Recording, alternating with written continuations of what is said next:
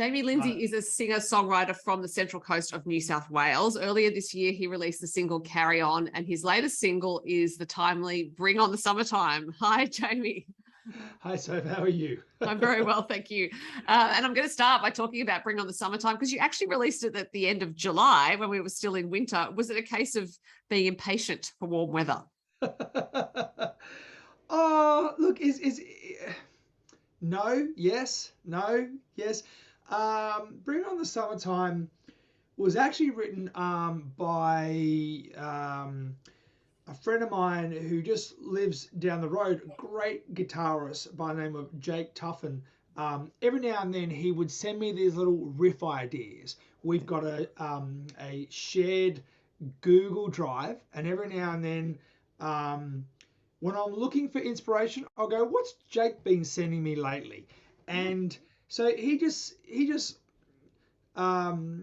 puts in little noodles, little riffs, little ideas, and then I came across this riff about 9 months ago, and it was just that I went, oh, that's a really cool, catchy riff, you know. I've got like lots of them, but every now and then something just kind of you know, pricks up my ear, and I'm like, oh, that's cool. And so then I took that riff and I put it into the my studio and wrote a song around it. And that riff made me feel really good and up, and so I wanted the lyrics and I wanted the rest of the song to make sure it complemented that. And so then I thought, okay, what makes me feel good? And what makes me feel good is summertime. Right. You know, I love the summer. It's such a great time of year, you know, Christmas, the festive season, barbecues, beers with your mates, after work drinks. Oh, you know, summertime, and especially summertime as a kid. Oh, you just look forward to that Christmas holidays, and you know it's going to be good weather and stinking hot, and Christmas Day is hot, and you know, anyway, so I've just got great memories of summer. So I decided right there and then that I was going to make the verses about how crappy winter can be, right? And I wanted to make the choruses about how much I love summer and bring on the summertime, because I want to put my feet in the sand, I want to have a beer, and I want to have barbecues, and I want to do that stuff. And that's what I do. That's exactly what I do in the summertime. So you know, it worked out the way that the riff was just so catchy and feel good kind of vibes, and I just wanted to make sure that the rest of the song really did that justice. So that's kind of the song. But once I finished it, I recorded it, produced it, and then I kind of sat back and I was listening to it, and I'm like, you know what, this could have a double meaning. Like, this could also be about the last 2 years of not having a proper Christmas with lockdowns and everything that's happened in the last 2 years, and like not intentionally thinking that it was a post-COVID song, but also kind of could be, you know, like, you know, the double meaning of bring on the summertime, bring on the good times, bring it all back, like what we used to have, you know. Fingers crossed that this is the first Christmas in 2 years that we can have without lockdowns. That's crazy. It's, you know, I was listening to ABC Radio this morning, and they were talking about a year ago today the whole state of New South Wales was in lockdown. Wow. Yeah, I mean, it feels like it was 5 years ago, but it also feels like it was 5 weeks ago in some ways. Yeah, you're totally right, and that just blew my mind. I was like, oh yeah, wow. Think about, you know, I had 4 months off from shows. I didn't. Now I play every weekend. That's what I've done all my life. You know, I play in pubs and clubs, and since my profile as a country artist has grown, those shows have gotten bigger, and which is great. But through COVID, for the first time in my life, I had 4 months where I didn't do a live gig, which And I got to say, I went back to doing gigs in October, mid-October, and I was super rusty. I was so rusty. Well, you would be, because it's like anything, if you don't do it regularly, particularly when you have done it so regularly. Yeah, I was almost a little bit nervous. I was almost a little bit like, because when I play, I don't look at iPads or anything. I'm all like, it's all up here and always has been. I'm old school. I don't sit up there with an iPad. I just think that's really, I like to engage with the audience. I like to look out and I like to, look at someone when I'm singing, so I can really make a contact, these artists that, work off their iPad or their phone, I'm just like, how are you engaging with the audience? How can you do that? And this, I can't. So I make a point that I learn all the songs that I have to learn and all of the lyrics up here so that I can just perform. Yeah. I can just focus on connecting and putting on a good show. So, but the first couple of gigs back, I was like mush. All these lyrics that I'd had for 30 years, I was going, I was like mumbling because I just like they just weren't coming out. Anyway, it took a couple of gigs and I was like, okay, all right, just chill. You got this. You got this, And so yeah, it came back. But I did a couple of live streams, just some private stuff, which was really cool. I created a private link on YouTube and I sold tickets, right? And so people would buy the ticket via PayPal, and then I would send them a link, and then they would log on, and it would be a part of this like private room thing. Right. And what that was me in this room actually, and I kind of decked it up a little bit more. I had some kind of like fairy lights and and just made it look a little bit more like a stage kind of thing. But this is literally just my control room in the studio here. So it was weird, Soph. It was so weird because I'm used to playing to people and I feed off energy. If I see your head kind of doing this, then that just makes me want to, drive it harder or just, you know what I mean? Because I feed off energy. I give out energy and I feed off your energy as someone in the crowd. When I was streaming, I just couldn't. I could see all the comments coming up, but I didn't have that human connection that I've always had, and it felt really strange. And I don't think I ever felt comfortable with it because I think I did it 3 times, and each time I was telling like my manager, I was like, I just don't know. And he was like, no, it was good. It was really, really good, And I was like, yeah, but I really struggle with it because I'm just so used to playing to people. Yeah. And probably afterwards too, you didn't have the sense of euphoria of having completed that gig and coming off stage and thinking, wow, it's such a good show. It's just nothing. Turn off the computer, flat. I know. And I knew that there were 60 or 70 people out there because I could see all the lovely comments but I'm just here. It's like, at least with you, I can see you. I can see you. So I can look at you and I can, and it, even though you're where you are and I am where I am, we've still got this connection because I can see your expressions on your face and I can feed off that. But when you don't have that, it's just so sterile. It's so, am I doing a good job? Is everyone okay in their lounge room? But the flip side, right? The flip side is that I had people tuning in from Nashville, England, Tasmania, Adelaide, West Australia that were in their lounge rooms on a Saturday night watching me going, this is awesome. This is great. With beers and whatever they were sitting in their lounge room watching me from their smart TV. Wow. Yeah, I mean that's the balance of it, I guess, is that streaming did give artists access to people who might never otherwise be able to see them play because of where they live. But on the other hand, it's not, performance has been going on for millennia, and it's always been in front of actual humans, not to a screen. So it was a very quick reinvention of something that is quite ancient, actually. Yeah, and it was so. Yeah, I'm glad that it didn't continue on, because I spoke about, I kind of thought maybe this is what I'm going to have to do now. Like this is maybe because, we're in lockdown. We didn't know how long it was going to last for.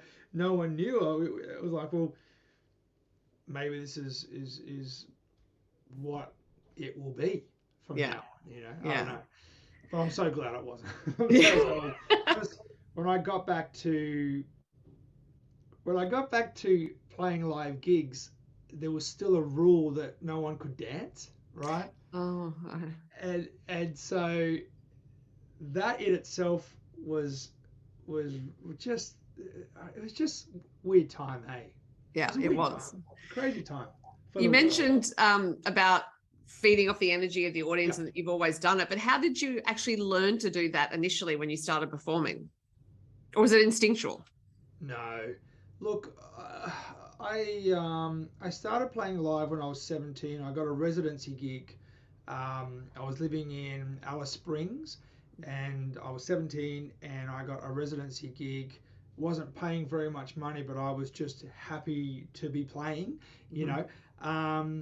And a lot of the places where I was performing at were pretty much tourist based. So I was doing Waltzing Matilda, and I was doing Pub with No Beer, and I was doing all the things they wanted to hear. And for me, it was great because songs that I thought would work didn't work. And so you look at people's reaction when you play Flame Trees, or when you play Kaysan, or when you play Horses, or when you play Wonderwall. You see their reaction, and you feed from that. And being a performer, you need to have songs that can lift an audience. And so for me, it was literally just like learning to ride a bike, or you just become better at it. You can read an audience. I never have set lists. Right. I never ever have set lists because I like to just feed off the room, right, and take things where they're going. If the audience give it back, I'll give it back, and so on and so on and so on, right? But if the audience are a little kind of reserved, then I will tailor my set to that as well, for whatever reason. It just, or I may have to shift direction with my song choice because that one didn't work, so maybe the next one won't work either. In some of the pubs and clubs, the way that I work is I give the bangers once. It takes one song, right? And then from that point on, I just roll out the bangers. Right. So if I stumble on a song that works for whatever reason, then I'm going to give them stuff like Kaysan, Flame Trees, Horses, Living on a Prayer. I'm just gonna, because I want them to just go, this is going off. And it does. And that's purely just through years and years of playing every weekend, pubs and clubs, audiences all around the world are very predictable. You just, you feed off people's reactions. You really do. Oh, that song worked.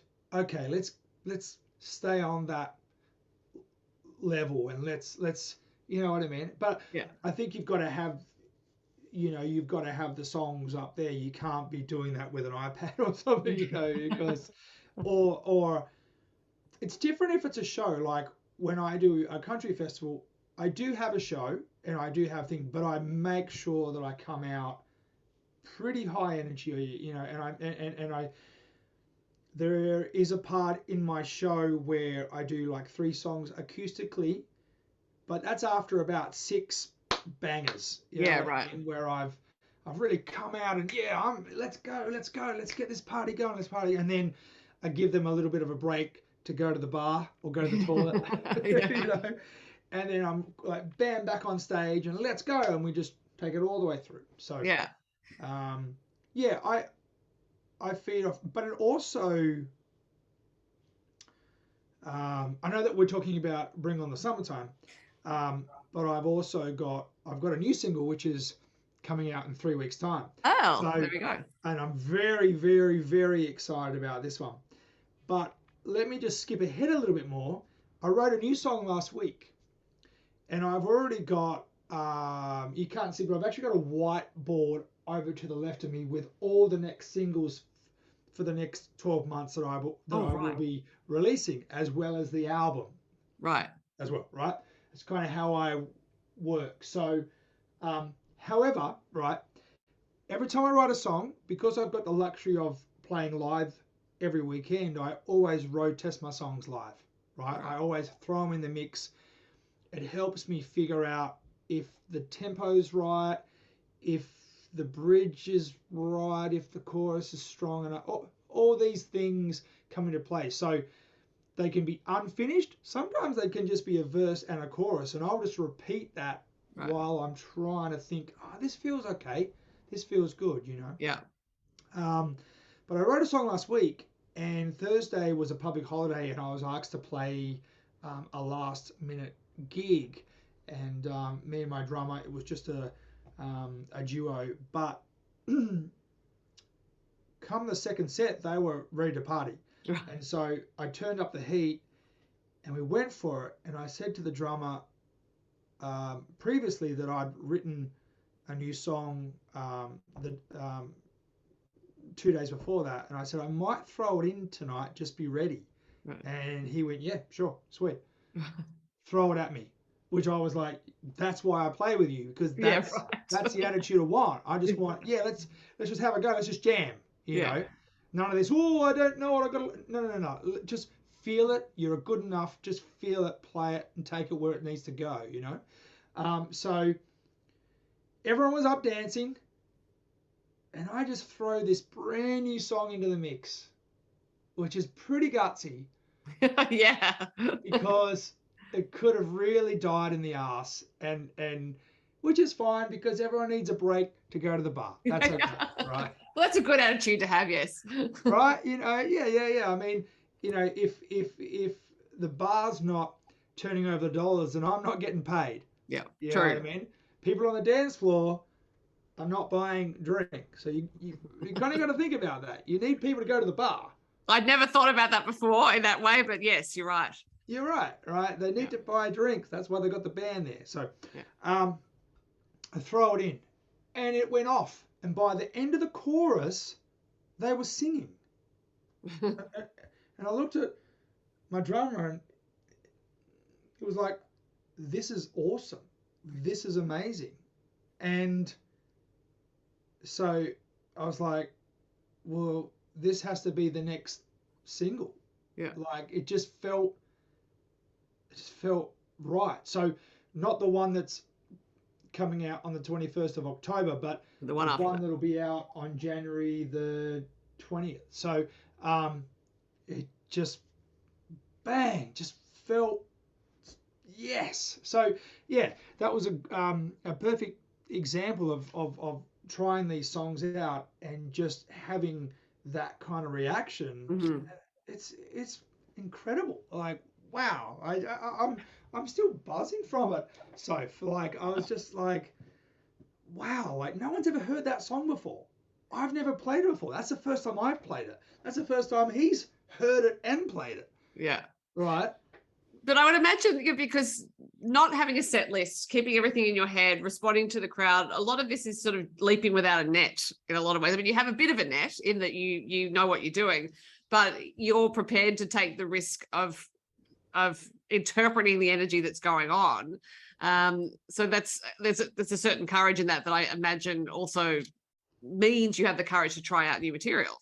Yeah, of course. Yeah. And I think that just probably comes back to, I'm 45 and I been doing this full time since I was 17. So there's a lot of miles there, and there's a lot of gigs, and there's a lot of crappy pubs and big venues and festivals, and yeah, just reading a crowd, and I kind of felt I could have probably played Twinkle Twinkle with an upbeat, and they still would have danced to it. So it was But just even that vibe. People were yeah. just, yes, give me something to dance to. It's a public holiday. I'm drunk.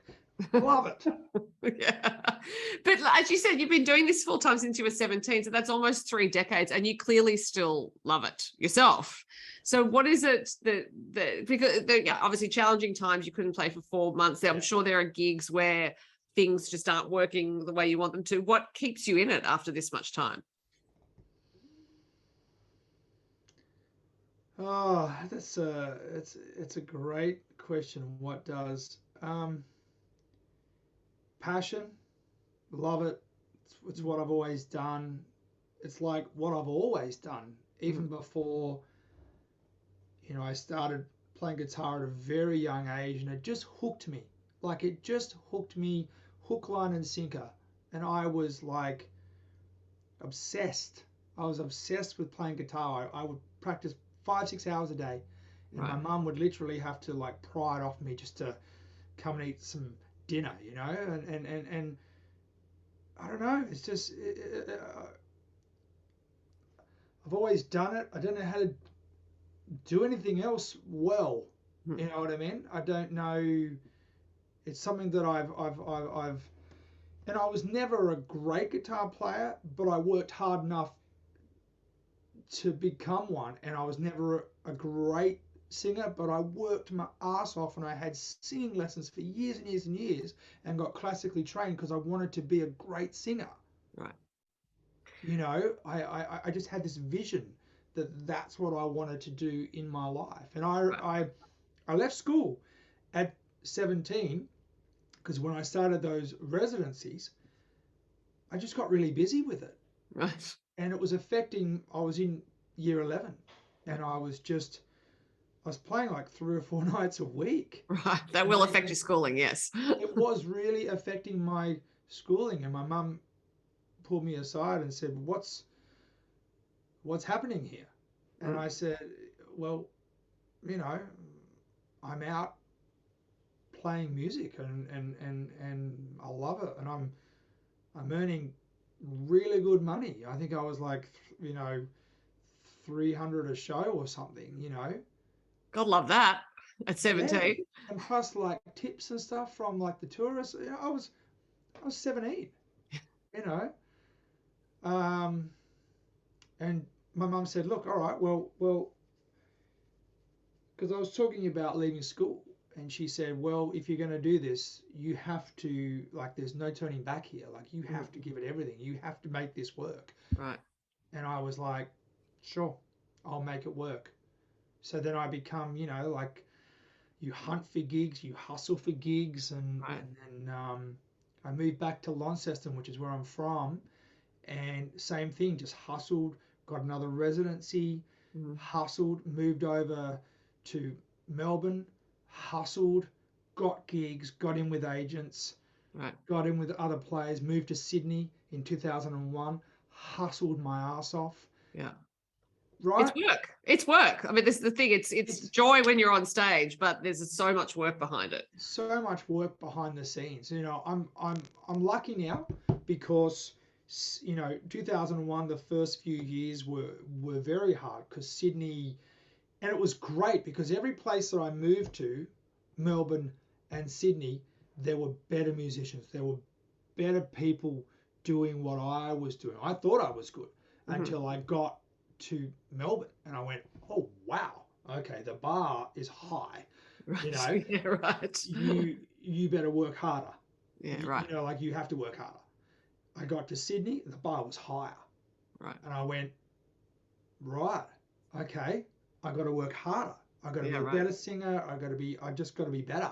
I got to be better, so that the agents and the venues want to book me always, And so, yeah, the first few years, it was like that. It was getting to know the players, getting to know who kind of runs the town as far as agents and stuff go, where to play, where not to play.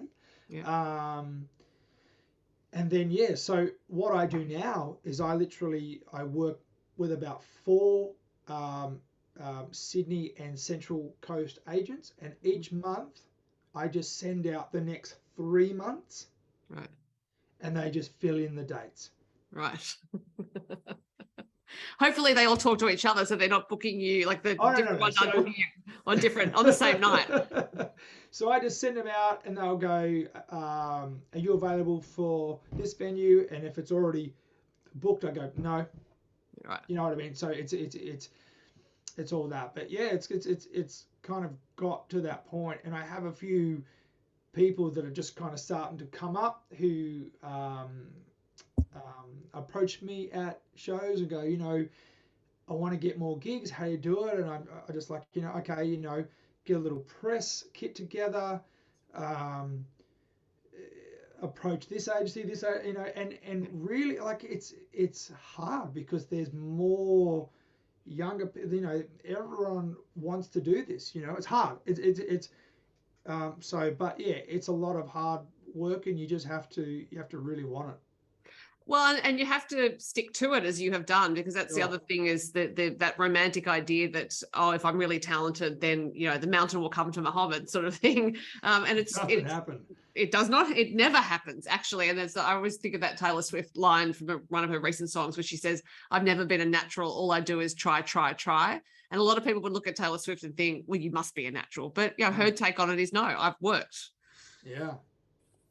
I used to have these little family jams. Actually, I went back to Launceston a few weeks ago. It's the first time since COVID, so it's been 3 years since I've actually went and saw my sisters and my mum and my dad, and it was so nice. I just went for the weekend, but my sister always tells this story because she was a bit of a singer back in the day, and we both kind of she's about 4 years older than me, and I have an older sister again who's 6 years older than me. And but my middle sister, she was a bit of a singer in school, and she used to always say, and she still tells the story, that I used to be so bad at singing that when we used to be kind of jamming, she would say, Jamie, shut up, because you are so out of key, you're ruining the song. Wow. And it's, yeah, because I wasn't a natural either. Right. And I just worked my ass off to maybe make it look like it's natural. Yeah. But it's not. It's not. I worked really hard, and I still do. I still do like scales every day, and I work on all the parts. I want to be a better writer and a better producer, and try and stay fit and healthy, and be a good dad, be a great husband. I'm always I just want to be better at all of my jobs. Yeah, and you're not assuming that anything's going to come to you easily. You don't feel entitled to any of that. No. Yeah. It's all a lot of hard work. It's a blessing, but it's because, someone goes, oh, you're really talented. And I was like, thank you. But it's taken a lot of years. Yeah. To probably make it look easy to you what I do. But let me tell you, 20 years ago, you might have saw me and went, oh yeah, he's all right, but so it's just that whole building thing. But yeah, it takes time, and you have to really want it. And me going back to country music is the best thing I've ever done, ever. Like, I started off in country music, and then 17, 18, 19, I was just wanted to be the next big country artist of the time. And then I moved over to the mainland, and I just kind of got in with a bunch of other musicians, and they weren't really into country, and they were doing a lot more rock stuff. And so I kind of, for whatever reason, I just ditched the country thing, and I decided to walk down the rock road, and then I got a band together, and we went to Sydney and blah blah blah blah, and I probably spent a good 10 or so years trying to get my rock band over the line, trying to get record deals. We did tours of the States, and it was always just this, nothing, could never get a break. We worked so hard, and we were so passionate about it, and we worked with some great people, but we could just never get it over the line. Right. And so the band dissolved in about 2013. We just we burnt out. We just, wore each other out, just like a relationship. We didn't grow together. We just grew apart. And I just think because we just couldn't get a break, Yeah. We tried every avenue and gimmick and all. It was sad, So anyway, the writing was on the wall, and then the band broke up. And then in 2013, I felt a little bit lost because this has been my life for the last decade. And so I kind of got more into the recording side of things, and I learned how to produce better. And I did a couple of little songwriter EPs, and then I did another rock EP because I thought I wasn't quite finished with it. But let me tell you, I was. And then it's actually funny because that EP, a few friends of mine really love that EP, and I remember talking to like my manager, who I've had for 15 years now, the same great manager, and we did a show at Frankie's. I don't know if you know Frankie's. In Sydney CBD. Yeah. Yes. Yeah. So I did the EP launch there, and we hyped it up, and we got a lot of cool people there, and it was great. It was pumped, and my manager kind of had this kind of promo thing all worked out and planned a schedule. And I did the show, and it rocked. It really rocked. And I got off stage, and I said to my manager, I said, "Yeah, I'm done.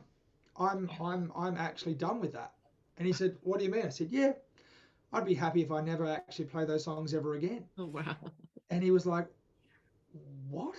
I was like, "Yeah, I'm done. Like, I just don't feel,